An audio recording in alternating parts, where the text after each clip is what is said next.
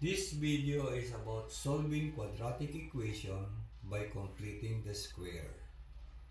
So let us familiarize first ourselves with the quadratic equation. So in 4x squared minus 12x plus 9 is equal to 0, 4x squared is the quadratic term. Yung merong exponent na 2, yung nasa second degree term, yun ang quadratic term. At yung first degree term, yun ang exponent ay 1, yun ang linear term. And yung walang variable, yun ang constant term. So, ang quadratic term natin ay 4x squared.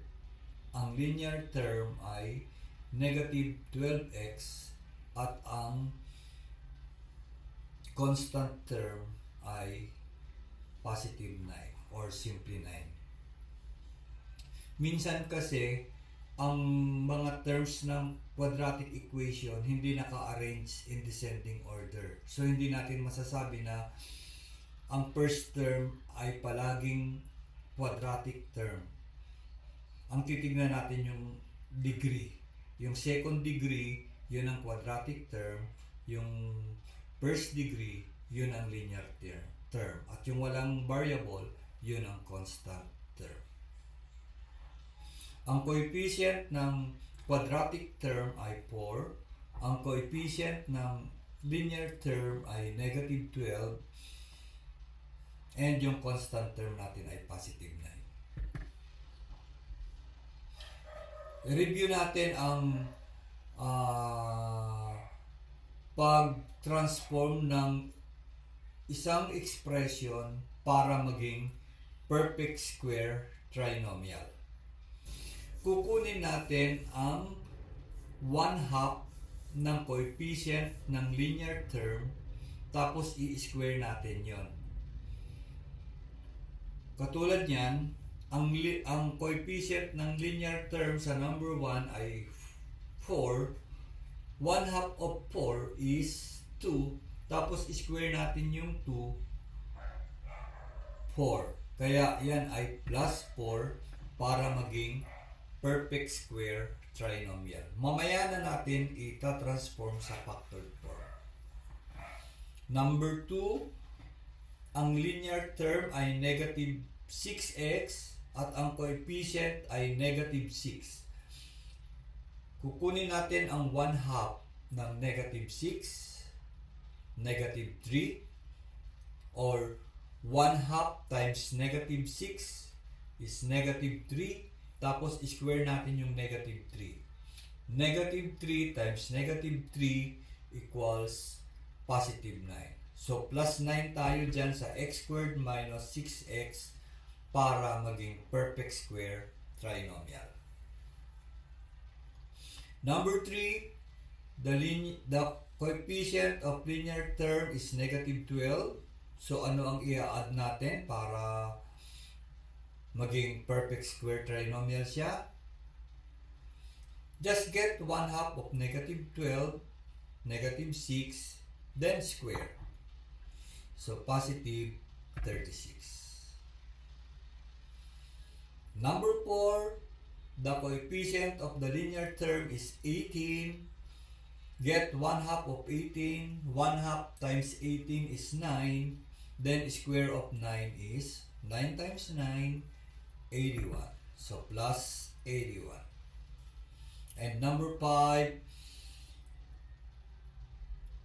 the coefficient of the linear term is negative 10. 1/2 times negative 10 is negative 5. Square of negative 5. Negative 5 times negative 5 is positive 25. So, x squared minus 10x plus 25.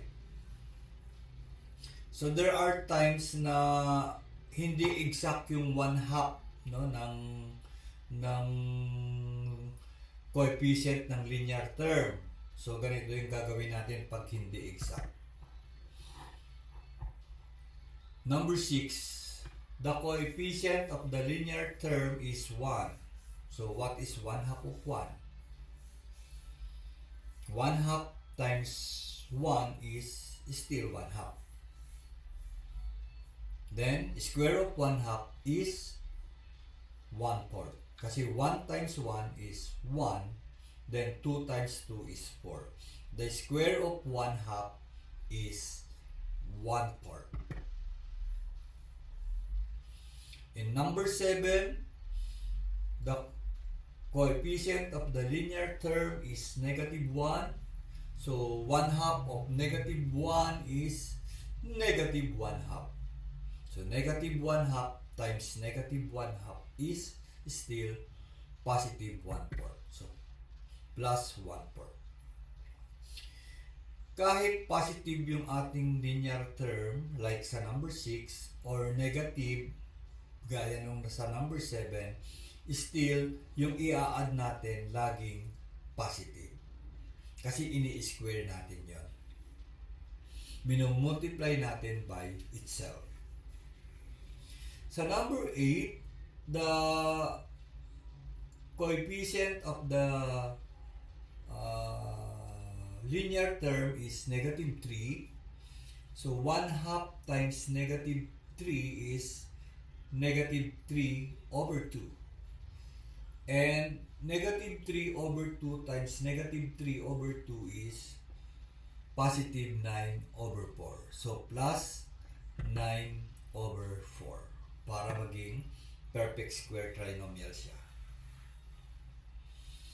Number 9, the coefficient of the linear term is 2/3. So 1 half times 2/3 is 2/6. And the square of 2/6 is 2/6 times 2/6 is 4/36. So plus 4/36. And this is the last. X squared plus 1/5 x. The coefficient of the linear term is 1/5. 1 half times 1/5 is 1/10. Then square 1/10. 1/10 times 1/10 is 1/100. So yan ay plus 1/100. So ganyan gumawa ng mag-add ng constant term para maging perfect square trinomial. Yan ay kung ang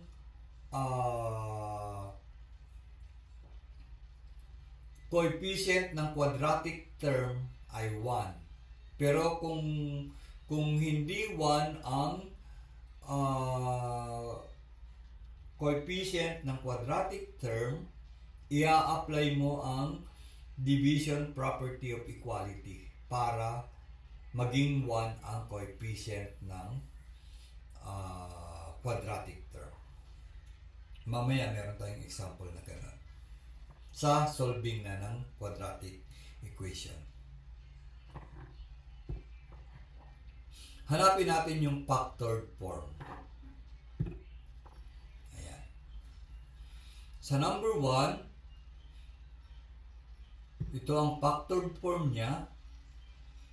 Quantity tapos squared lang. So, ang quadratic term natin ay x squared. Kukunin lang natin yung square root niya. So, ang square root ng x squared ay x. At yan ang first term ng ating factored form. Tapos, yung square root ng constant term.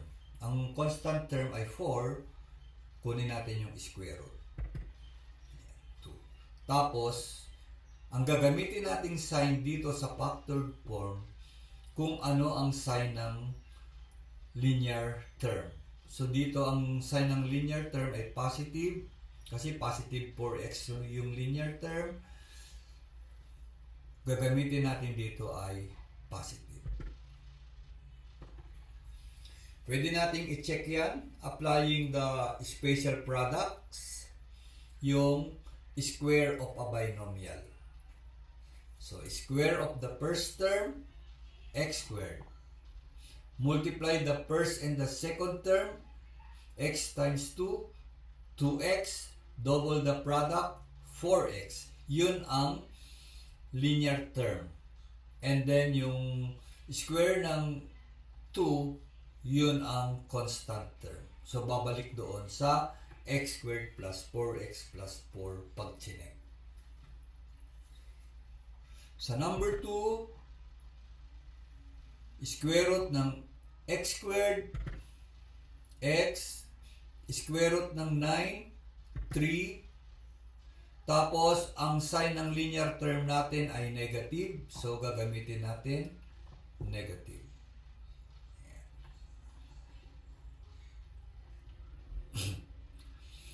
Number 3, square root ng x squared, x, square root ng 36, 6, ang sign ng linear term ay negative or minus, so minus or negative. Number 4, square root ng x squared, square root ng 81, ang sign ng linear term plus, operation plus, so plus din. And yung 5, square root ng x squared, square root ng 25, tapos ang sign ng linear term ay minus or negative, gamitin ang minus or negative. Ayan. Ayan yung factored form ng first 5. Ngayon hanapin natin yung factored form ng 6 to 10. Ayan. Same procedure lang, same process. Square root ng x squared, x. Square root ng 1/4, 1/2. No? Kasi square root ng 1 is a perfect square. Ha? Square root ng 1 is 1, square root ng 4 is 2. So, ang sign ng linear term ay positive, so positive yan. Sa number 2, square root ng x squared ay x, square root ng 1/4, ganun din, 1/2. Tapos, minus yung operation ng linear term, gamitin natin minus. Number 8. Yeah. Square root ng x squared. Yeah, x. Square root ng x squared is x. Square root ng 9/4 is 3/2. Ay, yeah, tama, 3/2. Tapos, ang sign ng linear term ay negative. So, minus, gagawin natin minus. Number 9, square root ng x squared, square root ng 4/36, 2/6. Positive yung linear term, so, positive or plus. And number 10, square root ng x squared is x. Square root ng 1/100 is 1/10. And then, ang sign ng linear term ay plus or positive. Gagamitin natin plus or positive. So, ganyan gumawa ng perfect square trinomials and then i-factor. Mag-add ng constant term para maging perfect square trinomial. Ngayon, ito ang steps in solving quadratic equation by completing the square. Number 1, write the equation in standard form, pero minsan nasa standard form na siya, hindi mo na siya gagawing standard form kung naka-standard form na siya. Number 2, divide each term of the equation by the numerical coefficient of the quadratic term. Yun ang sinabi ko kanina. Dapat ang coefficient ng quadratic term ay 1. So, i-apply natin yung division property of equality para maging 1 yung coefficient ng quadratic term. Number 3, divide the coefficient of the linear term by 2. Yun yung sinasabi ko kanina, 1/2 of the coefficient of the linear term. Then, square it. Then, add the answer to both sides of the equation. Kaya nag-add tayo kanina, hindi pa kanina kasi expression pa lang yung kanina, hindi pa equation. Number 4, factor the perfect square trinomial on the left side of the equation and simplify the right side. And then number 5, extract the square root of both sides. Maglalagay tayo ng square root symbol both sides. And then number 6, solve the remaining equations. Isosolve na natin. Ayan. Tapos, number 7, check the roots using the original equations. But this is optional na lang if you want to verify your answer if it is correct. Check, no? By substituting the values of x sa original equation. Dapat maging balance ang equation. Let us now solve quadratic equation by completing the square. Number 1. X squared plus 6x minus 16 is equal to 0. So yung first step, i-transform natin yung quadratic equation into standard form. So we will transpose negative 16 to the right side of the equation para maging standard form siya. Ayan. And then, ito na yung mag-a-add tayo both sides ng equation. Ano ang ginagamit natin dito? Addition property of equality. Kunin natin yung 1/2 ng 6, tapos i-square natin. Ito yung exercises kanina, no? Yung sinagutan natin. Para maging perfect square trinomial yung nasa left side. So, 1/2 ng 6 ay 3, tapos square natin 9. So, plus 9.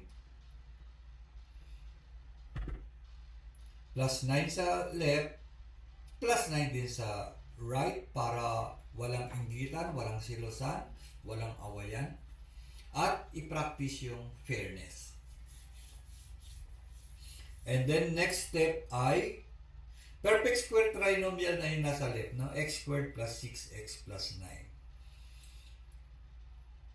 I-factor na natin yung nasa left side. Ang factor niyan ay, ito yung factored form kanina. Ayan. Quantity x plus 3 squared. Diba? Kukunin lang natin yung square root ng x squared. Yun yung first term nung nasa loob ng parenthesis. Tapos, square root ng 9, yun yung second term ng parenthesis. Yung sign galing sa sign ng linear term, which is positive. Kaya naging x plus 3. Tapos, may square. Tapos, i-add natin yung 16 plus 9. The sum is 25. So, mag-i-square root tayo both sides. Mag-i-extract na tayo ng square roots. Ayan. Square root sa left side para hindi magselos, mainggit si right side, square root din. Ayan. Pag nag-square root tayo, maglagay tayo ng positive and negative sa unahan. Kasi dalawa ang roots, no? Isang positive, isang negative. Para mahanap natin yung square root ng quantity x plus 3 squared, ilalabas lang natin yung base. Ang base ay yung x plus 3. Quantity x plus 3. So, ilalabas lang natin yon. Tapos, yung square root of 25 is 5. Huwag na natin lagyan ng square root sign, yung 5. Kasi common error ng iba, kinuha nilang square root ng 25, tapos naglagay pa rin sila ng square root sign doon sa 5. Unlimited ang paglalagay ng square root. Hindi. Pag nilabas mo na siya, wala na siyang radical symbol. Perfect square siya eh. Ayan. Tapos, i-form na natin yung dalawang equation. Equation 1 is x plus 3 equals positive 5. And yung second equation ay x plus 3 equals negative 5. So, solve for x na tayo. So, transpose si positive 3 sa right side. Or, gagamit tayo ng subtraction property of equality. Minus 3 sa left side, minus 3 din sa right side. Ayan. Kaya magiging x is equal to 5 minus 3.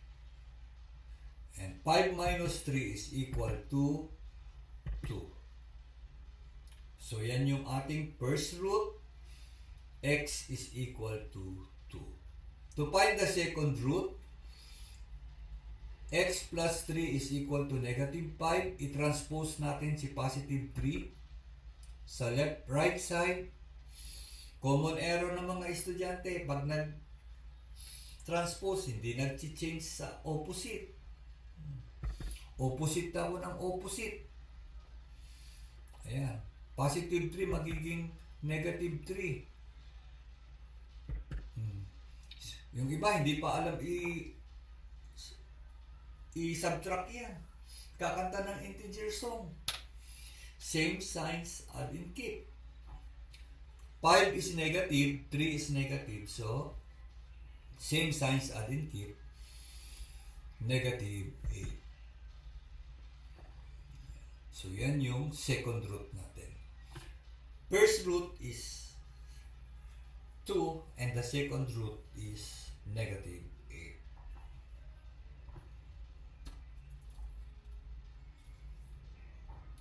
Example number 2. X squared minus 14x minus 1 is equal to 0.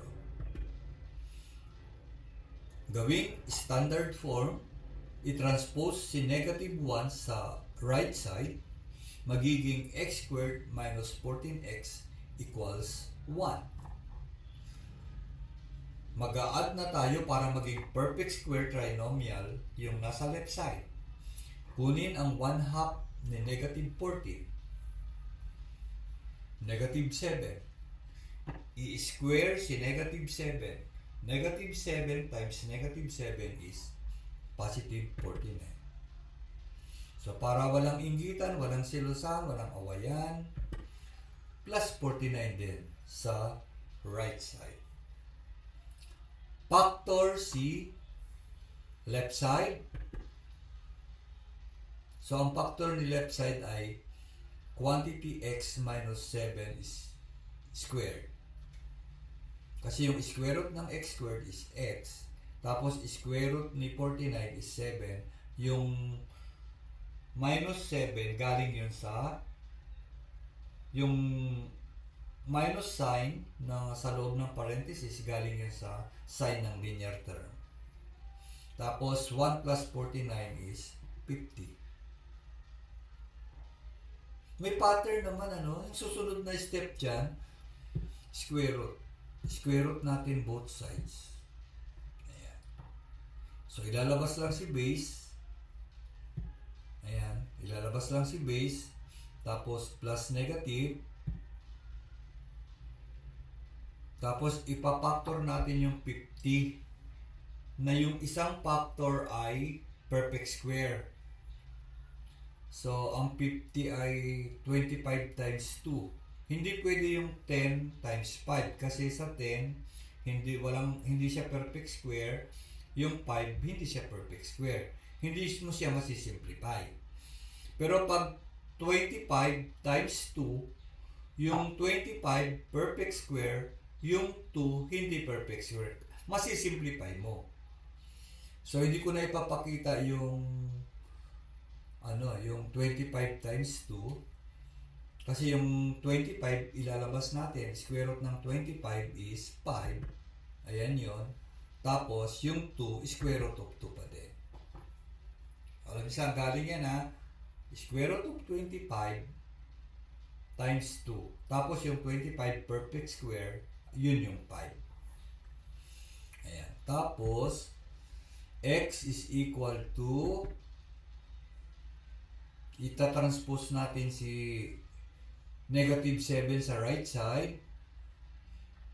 Tapos, naging positive, naging plus negative 5 square root of 2.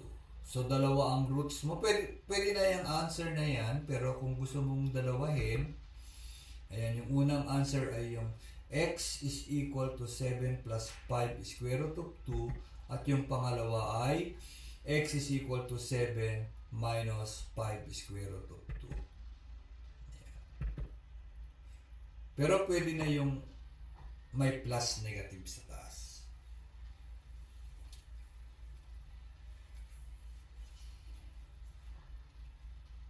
Number 3.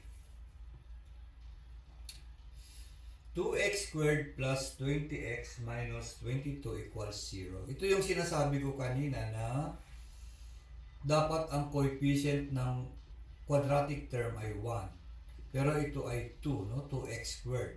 So, gagawa natin ng paraan. Apply natin yung division property of equality para maging 1 yung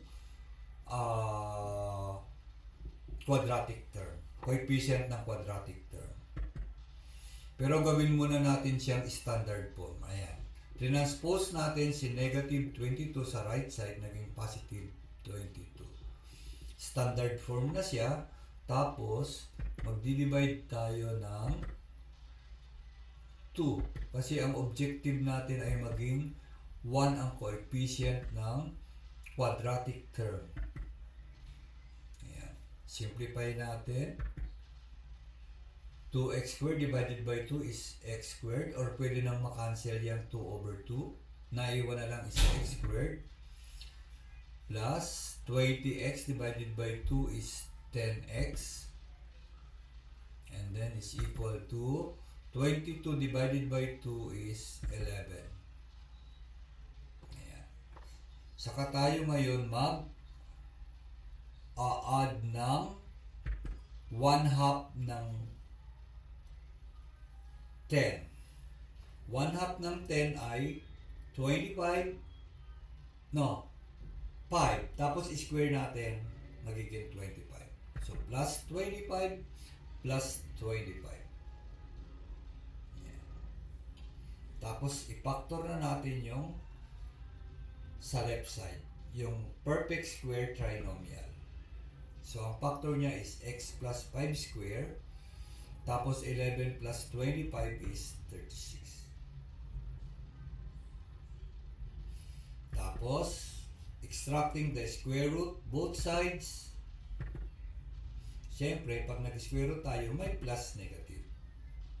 So, ilabas na lang natin ang base. Tapos, square root ng 36 ay positive, negative 6. Ayan. So, dalawang equation natin, no? Isang plus 6 at saka isang minus 6 or negative 6. Yung unang equation is x plus 5 equals 6. Yung pangalawang equation ay x plus 5 equals negative 6.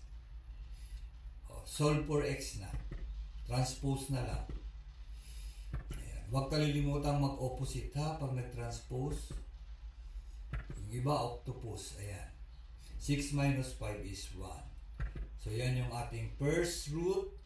Second root, transpose pa rin si positive 5 magiging negative 5. Same signs, add and keep. Negative 11. Ayan. So, yan yung dalawang roots natin. X is equal to 1 and x is equal to negative 11.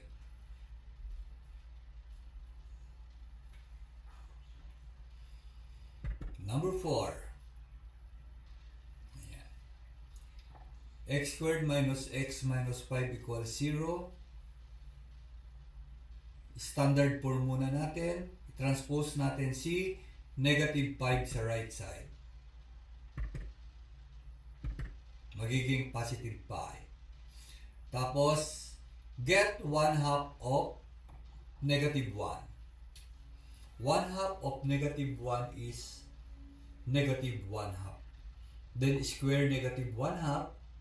Negative 1/2 times negative 1/2 is positive 1/4. Kaya plus 1/4 sa left side, walang inggitan, walang silusan, plus 1/4 din. Ayan. Tapos, square na, factor, square root ng x squared ay x, tapos square root ng 1/4 ay 1/2. Ang sign ng linear term ay negative or minus, kaya negative or minus. Okay. I-add natin si 5 plus 1/4. Ayan. Yung iba, hanggang ngayon, hindi pa marunong mag-add ng fraction. 5 plus 1/4. I-add lang natin si 5 and 1/4. Siyempre, ang sum niyan is 5 and 1/4. Tapos, i-change natin sa mixed number 21/4. Kasi bawal sa solving quadratic equation yung mixed number. So, i-change natin yung 5 and 1/4 sa 21/4. Kaya yan ay 21/4. Ayan. Dalawang ways, no, to add. Yung una, in-add lang natin yung 5 at saka 1/4, yung whole number at saka yung fraction. Pangalawang method, gumamit tayo ng LCD. Yung LCD ay 4. Kaya, gagawin nating similar yung dissimilar fraction. Naging similar na sila, naging 20/4 plus 1/4. So, add the numerators and copy the common denominator. So, 20 plus 1 is 21. Then, copy the denominator 4. So, 5 plus 1/4 is 21/4. Ano kaya ang next step? Extract the square root both sides. Ayan. So, ilalabas ang base.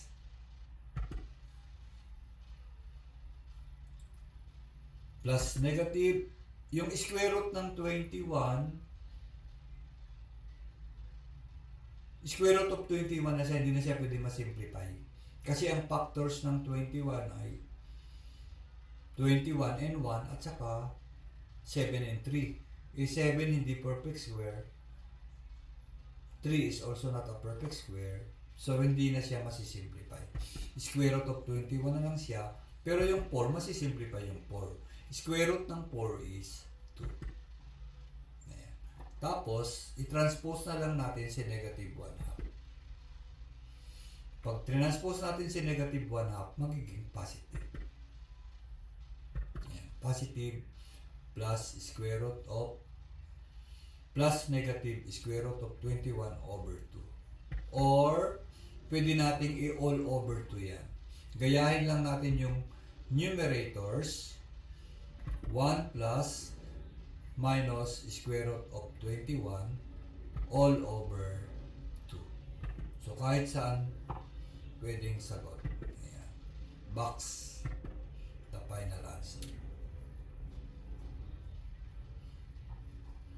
And then yung number 5. Ayan. Number 5 na tayo. X squared plus 3x minus 1 is equal to 0. Gawin mo ng standard form.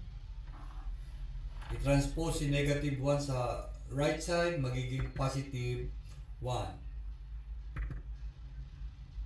Ayan. Tapos, kukunin na natin yung 1/2 ni 3. Kasi mag-a-add na tayo para maging perfect square trinomial, yung nasa left side. So, 1/2 of 3, 1/2 times 3, 3 halves. Tapos, square natin yun. Ito yun. Ayan. 1/2 times 3, tapos square. So, 1 times 3 is 3 over 2. Square natin yon. 3 times 3 is 9. 2 times 2 is 4. Kaya, 9 over 4. So, plus 9 over 4 sa left side.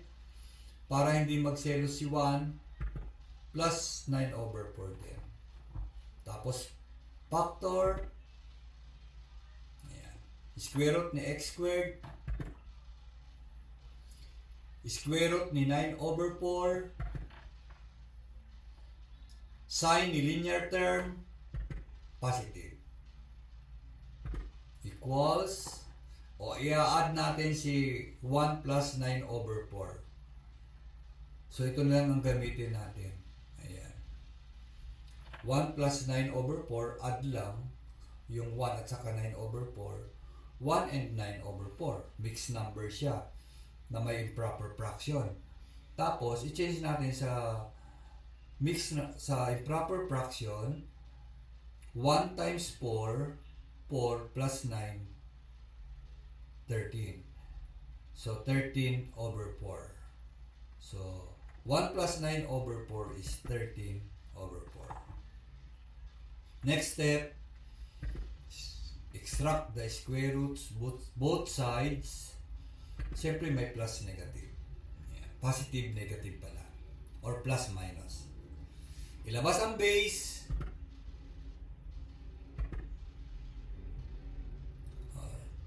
Plus, negative. Square root of 13, hindi na siya perfect square. Prime number siya. So, dalawa lang ang factors, 13 and 1. So, hindi na masisimplify. Square root of 13 pa rin siya.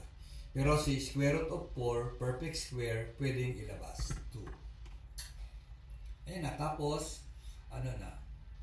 Transpose na si 3 over 2 sa right side. Dapat kasi isolated si x eh. Si x lang ang nasa isang side. Pwedeng sa left or pwedeng sa right. Pero usually, sa left side si x. Ayan. Yung plus 3 over 2, pag transpose natin, magiging negative 3 over 2. Plus minus square root of 13 over 2. Or, pwede natin ipag-isahin yung denominators. Ayan. Negative 3 plus minus square root of 13. All over 2. Ayan. So, box na lang the final answer. Okay? So, yan.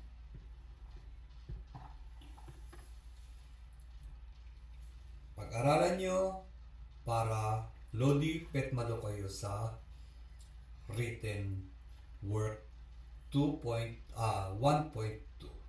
Okay, thank you for watching. Bye!